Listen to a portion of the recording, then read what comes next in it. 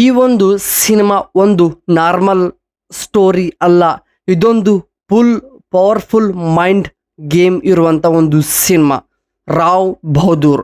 ನಮಸ್ಕಾರ ಸ್ನೇಹಿತರೆ, ಇವತ್ತು ನಾನು ರಿವ್ಯೂ ಮಾಡುತ್ತಿರುವ ಮತ್ತೊಂದು ತೆಲುಗು ಇಂಡಸ್ಟ್ರಿಯಿಂದ ರಿಲೀಸ್ ಆಗಿರುವ ಸಖತ್ ಒಂದು ಒಳ್ಳೆ ಟ್ರೆಂಡ್ ಸೆಟ್ ಮಾಡಿರುವ ಒಂದು ಸಿನಿಮಾವಾಗಿದೆ ಸ್ನೇಹಿತರೆ. ಇವತ್ತು ನಾನು ರಾವ್ ಬಹದ್ದೂರ್ ಎಂಬ ಒಂದು ಸಿನಿಮಾದ ಬಗ್ಗೆ ನಿಮಗೆ ಸಂಪೂರ್ಣವಾಗಿ ಕತೆ ಹೇಗಿದೆ, ಕತೆ ಒಳಗಡೆ ಏನೇನೆಲ್ಲ ಇದೆ ಮತ್ತು ಈ ಒಂದು ಸಿನಿಮಾ ಯಾವ ರೀತಿ ಇವಾಗ ಟ್ರೆಂಡ್ ಆಗಿದೆ ಅಂತ ಇವತ್ತು ನಾನು ಈ ಒಂದು ಮೂವಿ ರಿವ್ಯೂ ಚಾನಲ್ನಲ್ಲಿ ಈ ರಾವ್ ಬಹದ್ದೂರ್ ಎಂಬ ಒಂದು ಸಿನಿಮಾದ ಬಗ್ಗೆ ನಿಮ್ಗಳಿಗೆ ಸಂಪೂರ್ಣವಾಗಿ ಮಾಹಿತಿ ನಾನು ಕೊಡ್ತಾ ಇದ್ದೀನಿ ಸ್ನೇಹಿತರೆ. ಬನ್ನಿ ಹಾಗಾದರೆ ರಾವ್ ಬಹದ್ದೂರ್ ಸಿನಿಮಾದ ಸ್ಟೋರಿ ಹಾಗೂ ಈ ಒಂದು ಸಿನಿಮಾದ ಕತೆ ಅದರ ಜೊತೆಗೆ ಈ ಸಿನಿಮಾದಲ್ಲಿ ಹೇಗಿದೆ, ಯಾವ ರೀತಿ ಇಂಪ್ಯಾಕ್ಟ್ ಮಾಡಿದೆ, ನಿಜವಾದ ಸಿನಿಮಾ ಹೇಗಿದೆ ಅಂತ ತಿಳಿದುಕೊಳ್ಳೋಣ ಈ ಒಂದು ಮೂವಿ ರಿವ್ಯೂನಲ್ಲಿ ಸ್ನೇಹಿತರೆ. ರಾವ್ ಬಹದ್ದೂರ್ ಎಂಬ ಒಂದು ಸಿನಿಮಾದ ಕತೆ ಕಡೆ ಬಂದರೆ, ಒಬ್ಬ ರಾಯಲ್ ಬ್ಯಾಕ್ಗ್ರೌಂಡ್ ಇರುವಂಥ ಒಬ್ಬ ವ್ಯಕ್ತಿಯ ಸುತ್ತ ನಡೆಯುವಂಥ ಒಂದು ಕತೆ ಆಗಿದ್ರೆ, ಆದರೆ ಅವನ ಮೈಂಡ್ ಒಳಗಡೆ ಕನ್ಫ್ಲಿಕ್ಟ್ ತುಂಬ ಡೇಂಜರ್ ಆಗಿರ್ತಾನೆ. ಏಕೆಂದರೆ ಅವನು ನೋಡೋಕ್ಕೆ ರಾಜ್ಯ ಇರ್ತಾನೆ, ಆದರೆ ಅವನ ಒಳಗಡೆ ಇರುವಂಥ ಆ ಒಂದು ದ್ವೇಷ, ಆ ಒಂದು ರಾಕ್ಷಸ, ಆ ಒಂದು ಡೇಂಜರ್ ಎಲ್ಲವೂ ಕೂಡ ಇರುತ್ತದೆ. ಆದರೆ ಸ್ಲೋ ಆಗಿನೇ ಕತೆ ಸ್ಟಾರ್ಟಿಂಗಿಂದನೇ ಬಿಲ್ಡ್ ಆಗ್ತಾ ಆಗ್ತಾ ಹೋಗುತ್ತದೆ. ಏಕೆಂದರೆ ಸಿನಿಮಾದಲ್ಲಿ ಡೈರೆಕ್ಟರ್ ಅವರು ಏನು ಹೇಳೋಕ್ಕೆ ಹೊರಟಿದ್ದಾರೆ ಅಂತ ಇವರು ಸ್ಟಾರ್ಟಿಂಗಿಂದನೇ ನಿಮ್ಗಳಿಗೆ ಕ್ಲೂ ಕೊಡ್ತಾ ಹೋಗ್ತಾರೆ. ಅಲ್ಲಿಂದ ಒಂದು ಕಡೆ ಒಂದು ಟ್ವಿಸ್ಟ್ಗಳು ಸ್ಟಾರ್ಟ್ ಆಗುತ್ತವೆ. ಏಕೆಂದರೆ ರಾಜ್ಯ ಅಂದರೆ ರಾಜ್ಯ ಭಾರ ಮಾಡೋದು ತುಂಬಾ ಕಷ್ಟಕರ ಆದಂಥ ಒಂದು ವಿಷಯ. ಆದರೆ ಒಂದು ಸೈಡ್ ಟ್ವಿಸ್ಟ್ಗಳು ಸ್ಟಾರ್ಟ್ ಆದಾಗ ಕಂಪ್ಲೀಟಾಗಿ ನೋಡುವವರ ಮೈಂಡ್ ಚೇಂಜ್ ಆಗುತ್ತದೆ ಸ್ನೇಹಿತರೆ. ಮತ್ತು ರಾವ್ ಬಹದ್ದೂರ್ ಸಿನಿಮಾದ ಪ್ರಮುಖ ಹೈಲೈಟ್ ಅಂದರೆ ಬಿಗ್ ಹೈಲೈಟ್ ಅಂತ ನಾವೇನು ಕೇಳ್ತೀವಿ, ಆ ಒಂದು ಈ ಒಂದು ಸಿನಿಮಾದ ಸೈಕಾಲಜಿ, ಗಿಲ್ಟ್, ಟೆನ್ಷನ್. ಹೌದು, ಯಾವುದು ತಪ್ಪು ಯಾವುದು ಸರಿ ಅಂತಾನೆ ಹೀರೋಗೆ ಗೊತ್ತಾಗಲ್ಲ. ಅಂದರೆ ತನಗೆ ಹೇಗೆ ಬೇಕಾಗುತ್ತೋ ಹಾಗೆ ರಾಜ್ಯ ಭಾರ ಮಾಡ್ತಿರ್ತಾನೆ. ಆದರೆ ಕೆಲವೊಂದು ಕಡೆ ಅವನಿಗೆ ಕೂಡ ಗಿಲ್ಟ್ ಕಾಡುತ್ತಿರುತ್ತೆ. ಅಂದರೆ ಇದು ತಪ್ಪು ಇದು ಸರಿ ಅಂತ ಅವನಿಗೂ ಕೂಡ ಸ್ವಲ್ಪ ದಿನಗಳ ನಂತರ ಸತ್ಯಗಳು ಗೊತ್ತಾಗುತ್ತದೆ.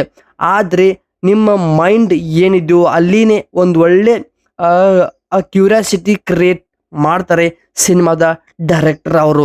ಆದರೆ ಹೀರೋ ಪಾತ್ರ ಕಡೆ ಬಂದರೆ ಹೀರೋ ಆ್ಯಕ್ಟಿಂಗ್ ಕೂಡ ನೆಕ್ಸ್ಟ್ ಲೆವೆಲಲ್ಲಿ ಕಾಣುತ್ತದೆ. ಪ್ರತಿ ಸ್ಕ್ರೀನ್ ಮೇಲೆ ನೋಡುವಾಗ ವಾವ್ ಅನ್ನೋ ರೀತಿಯೇ ಅವರ ಲುಕ್, ಅವರ ಸ್ವ್ಯಾಗ್, ಅವರ ಬಾಡಿ ಲ್ಯಾಂಗ್ವೇಜ್ ಯಾವುದು ಎಲ್ಲವೂ ಕೂಡ ಇಂಪ್ಯಾಕ್ಟ್ ಮಾಡಿದೆ ಸ್ಕ್ರೀನ್ ಮೇಲೆ. ಅಲ್ಲಿಂದ ಮತ್ತೆ ಇಂಟ್ರೆಸ್ಟ್ ಆಗಿ ನಿಮಗೆ ಕತೆ ಒಳಗಡೆ ಡೆಪ್ತಲ್ಲಿ ಕರ್ಕೊಂಡು ಹೋಗ್ತಾರೆ ಸಿನಿಮಾದ ಡೈರೆಕ್ಟರ್ ಅವರು. ಹಾಗೆ ವಿಜುವಲ್ಸ್ ಮತ್ತು ಸೆಟಪ್, ಆ ಒಂದು ಓಲ್ಡ್ ಪ್ಲೇಸ್ ಕ್ರಿಯೇಟ್ ಮಾಡೋದು ತುಂಬಾ ಹೈ ರಿಸ್ಕಿ ಕೆಲಸ. ಆದರೂ ಕೂಡ ಸಿನಿಮಾಗೆ ಪ್ರತಿ ಒಂದೊಂದು ಕೂಡ ನಾವು ಸಿನಿಮಾದಲ್ಲಿ ತೋರಿಸಬೇಕೆಂದ್ರೆ ಅದು ರಿಯಲ್ ಆಗಿರಬೇಕು, ರಿಯಲಿಸ್ಟಿಕ್ ಆಗಿರಬೇಕು. ಸೊ ಅದು ಕೂಡ ಅಲ್ಲಿ ಬರುವಂಥ ವಿಜುವಲ್ಸ್, ಅಲ್ಲಿ ಬರುವಂಥ ರಾಜ್ಯ ಭಾರ ಮತ್ತು ಆ ಒಂದು ರಾಜ್ಯ ಮಣಿತಾಣ ಆಗ್ಬೋದು, ಅಲ್ಲಿರುವಂಥ ಸೆಟ್ ಆಗ್ಬೋದು ತುಂಬ ಚೆನ್ನಾಗಿಯೇ ವರ್ಕ್ ಆಗಿದೆ.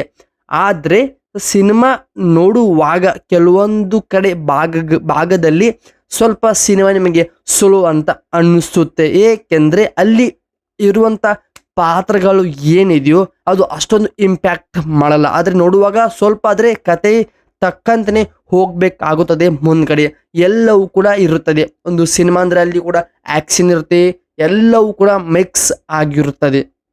ಸೊ ಹಾಗೆ ಈ ಒಂದು ಸಿನಿಮಾದಲ್ಲಿ ಮಿಡಲಲ್ಲಿ ಬರುವಂಥ ಆ ಒಬ್ಬ ರಾಜನಿಗೆ ಟ್ವಿಸ್ಟ್, ಶತ್ರುಗಳು ಹೇಗೆ ಅವನ ಮೇಲಿನ ದ್ವೇಷ ಸಾಗಿಸ್ತಾರೆ ಅನ್ನೋದು ತುಂಬ ಚೆನ್ನಾಗಿ ತೋರಿಸ್ತಾರೆ. ಅದು ಕೂಡ ಹೇಗೆ ರಿವೆಂಜ್ ಆಗಿ ಬದಲಾಗುತ್ತದೆ ಮತ್ತು ಅದು ಕೂಡ ನೀವು ಯಾರು ಅನ್ಎಕ್ಸ್ಪೆಕ್ಟೆಡ್ ಆಗಿ ಕೂಡ ಅವನಿಗೆ ಎದುರಾಗುತ್ತವೆ.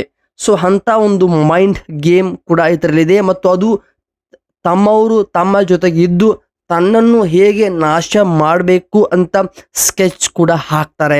ಸೊ ಅದು ಕೂಡ ಕೊನೆಯಲ್ಲಿ ರಿವೀಲ್ ಮಾಡುತ್ತೆ ಸಿನಿಮಾದ ಡೈರೆಕ್ಟರ್ ಅವರು. ಹೌದು, ಏಕೆಂದ್ರೆ ಈ ಸಿನಿಮಾದ ಕನ್ನಡ ಡಬ್ಬಿಂಗ್ ಕಡೆ ಬಂದರೆ ಕನ್ನಡ ಡಬ್ಬಿಂಗ್ ತುಂಬ ಚೆನ್ನಾಗಿನೇ ಕ್ಲಿಯರ್ ಆಗಿನೇ ಡಬ್ ಕೂಡ ಆಗಿದೆ. ಸೊ ಬ್ಯಾಕ್ಗ್ರೌಂಡಲ್ಲಿ ಬರುವಂಥ ಟೆನ್ಷನ್ ಇನ್ನೂ ಇನ್ಕ್ರೀಸ್ ಮಾಡುತ್ತೆ ಸಿನಿಮಾ ನೋಡುವಾಗ. ಅಲ್ಲಿ ಬರುವಂಥ ಪ್ರತಿ ಒಂದೊಂದು ಮ್ಯೂಸಿಕ್ ಆಗೋದು, ಬ್ಯಾಕ್ಗ್ರೌಂಡ್ ಸ್ಕೋರ್ ಆಗೋದು, ವಿಜುವಲ್ಸ್ ಆಗೋದು, ಅಲ್ಲಿ ಮಾಡುವಂಥ ಪಾತ್ರಗಳ ಪರ್ಫಾರ್ಮೆನ್ಸ್ ಆಗೋದು, ಎಲ್ಲವೂ ಕೂಡ ಸಿನಿಮಾದಲ್ಲಿ ತುಂಬ ಚೆನ್ನಾಗಿನೇ ಬಿಲ್ಡ್ ಮಾಡಿದ್ದಾರೆ. ಏಕೆಂದರೆ ಒಂದು ಸಿನಿಮಾ ಅಂದಮೇಲೆ ಅಲ್ಲಿ ಎಲಿಮೆಂಟ್ಸ್, ಒಂದು ಗ್ರಾಫ್, ಒಂದು ಸ್ಕ್ರೀನ್ ಪ್ಲೇ, ಕತೆ ಹೇಳುವಂಥ ರೀತಿ ಎಲ್ಲವೂ ಕೂಡ ಮುಖ್ಯವಾಗುತ್ತದೆ. ಸೊ ಹಾಗೆ ಈ ಒಂದು ಸಿನಿಮಾದ ಕಡೆ ಬಂದರೆ, ಸೊ ಒಂದು ಮಾತಲ್ಲಿ ಹೇಳಬೇಕಂದ್ರೆ, ನೀವು ಒಂದು ಒಳ್ಳೆ ಮೈಂಡ್ ಗೇಮ್ ಅಂದರೆ ಹಿಂದಿನ ಕಾಲದಲ್ಲಿ ರಾಜ್ಯ ಬಹದ್ದೂರ್ ಅವರು ಯಾವ ರೀತಿ ಮೈಂಡ್ ಗೇಮ್ ಮಾಡಿ ರಾಜ್ಯವನ್ನು ವಶಪಡಿಸಿಕೊಳ್ತಾ ಇದ್ರು ಅಂತ ಒಂದು ಸಿನಿಮಾಗಳು ನೋಡೋಕೆ ಇಂಟ್ರೆಸ್ಟ್ ಅಥವಾ ಹಿಸ್ಟಾರಿಕಲ್ ಮೈಥಾಲಜಿ ಸೈಕಾಲಜಿ ಸಿನಿಮಾಗಳನ್ನು ನೀವು ಹುಡುಕ್ತಾ ಇದ್ರೆ ನಿಮಗಿದು ಬೆಸ್ಟ್ ಥ್ರಿಲ್ಲರ್ ಸಿನಿಮಾ ಆಗಿದೆ. ಸೊ ಹಾಗೆ ಈ ಒಂದು ಸಿನಿಮಾದ ಕತೆ ಒಳಗಡೆ ಇನ್ನೂ ಸಾಕಷ್ಟು ಆಳವಾಗಿ ಹೋದರೆ ಇನ್ನೂ ಹಲವಾರು ವಿಷಯಗಳು ಈ ಸಿನಿಮಾ ಬಗ್ಗೆ ನಾವು ತಿಳಿದುಕೊಳ್ಳಬಹುದು. ಏಕೆಂದರೆ ಕತೆ ಆಗ್ಬೋದು, ಕತೆ ಹೇಳುವಂಥ ರೀತಿ. ಏಕೆಂದರೆ ಈ ಒಂದು ಸಿನಿಮಾದ ಪ್ರಮುಖವಾಗಿರೋದು ಮೇನ್ ಅಂದರೆ ಈ ಒಂದು ರಾಜ್ಯ ಮನೆತನ. ಈ ಒಂದು ಸಿನಿಮಾ 2026 ಬಿಡುಗಡೆ ಆಗಿದೆ. ಸುಮಾರು 4ರಿಂದ 5 ಭಾಷೆಗಳಲ್ಲಿ ಡಬ್ಬಿಂಗ್ ಮಾಡಿ ಈ ಒಂದು ಸಿನಿಮಾವನ್ನು ವರ್ಲ್ಡ್ ವೈಡಲ್ಲಿ ರಿಲೀಸ್ ಮಾಡಿದೆ ಸಿನಿಮಾದ ಟೀಮ್ ಅವರು. ಹಾಗೆ ಈ ಸಿನಿಮಾ ಜುಲೈ 3, 2026 ತೆರೆ ಕಂಡಿದ್ದು. ಹಾಗೆ ಈ ಒಂದು ಸಿನಿಮಾದ ಜಾನರ್ ಕಡೆ ಬಂದರೆ ಒಂದು ಸೈಕಾಲಜಿ ಡ್ರಾಮಾ ಪ್ಲಸ್ ಮಿಸ್ಟರಿ ಸಿನಿಮಾವಾಗಿದೆ.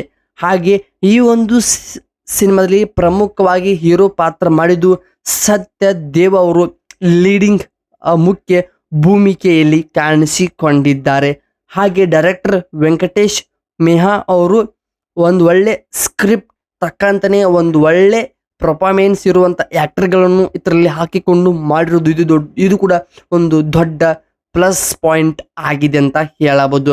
ಏಕೆಂದರೆ ಒಂದು ಮೈಥಾಲಜಿ ಯಾವುದು, ಒಂದು ಮಿಸ್ಟರಿ ಸೈಕಾಲಜಿ ಸಿನಿಮಾ ಜನಗಳಿಗೆ ಅರ್ಥ ಮಾಡಿಸಬೇಕು ಅಂದರೆ ಇವಾಗಿನ ಸಿನಿಮಾಗಳಲ್ಲಿ ಕತೆ ಕಡಿಮೆ ಇರುತ್ತೆ, ಬಟ್ ಅವ್ರು ಹೇಳೋ ರೀತಿನೇ ಬೇರೆ ರೀತಿ ಇರುತ್ತೆ. ಸೊ ಹಾಗೆ ಒಂದು ಹಿಸ್ಟಾರಿಕಲ್ ಸಿನಿಮಾ ಕೂಡ ಬೇರೆ ಲೆವೆಲಲ್ಲಿ ವರ್ಕ್ ಮಾಡಿದೆ. ಏಕೆಂದರೆ ಕಥೆಯಲ್ಲಿರುವಂಥ ಒಂದು ಡೆಪ್ತ್ ಆಗೋದು, ಪ್ರತಿ ಒಂದೊಂದು ಸೀನ್ ಬಂದಾಗ ಅಲ್ಲಿ ಬರುವಂಥ ಪಾತ್ರಗಳ ಪರಿಚಯ ಆಗೋದು ಬೇರೆ ಲೆವೆಲಲ್ಲಿ ಹೋಗುತ್ತವೆ ಸ್ನೇಹಿತರೆ.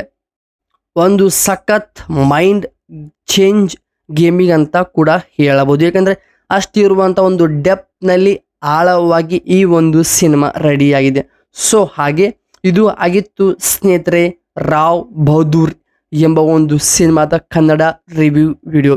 ಸೊ ಕಂಟೆಂಟ್ ಆಗ್ಬೋದು, ನಾನು ಮಾಡುವಂಥ ಕೆಲಸ ನಿಮ್ಗಳಿಗೆ ಇಷ್ಟ ಅನಿಸಿದರೆ ಸಬ್ಸ್ಕ್ರೈಬ್ ಮಾಡುವ ಮುಖಾಂತರ ನೀವು ನಮಗೆ ಸಪೋರ್ಟ್ ಮಾಡಿ. ಹಾಗೆ ಈ ಒಂದು ಮೂವಿ ರಿವ್ಯೂ ಆಗ್ಬೋದು, ಈ ಒಂದು ಸಿನಿಮಾ ಒಂದು ವೇಳೆ ನೀವು ನೋಡಿದರೆ ಕಾಮೆಂಟ್ ಬಾಕ್ಸಲ್ಲಿ ತಿಳಿಸಿ.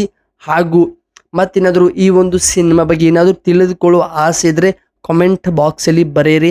ಸೊ ಪ್ರತಿಯೊಂದು ಕಾಮೆಂಟ್ಗಾಗಿ ನಾನು ಕಾಯ್ತಾ ಇರ್ತೀನಿ ಅಂತ ಹೇಳ್ತಾ, ಸೊ ಇಲ್ಲಿಗೆ Rao Bahadur cinema review end ಮಾಡ್ತಾ ಇದ್ದೀನಿ.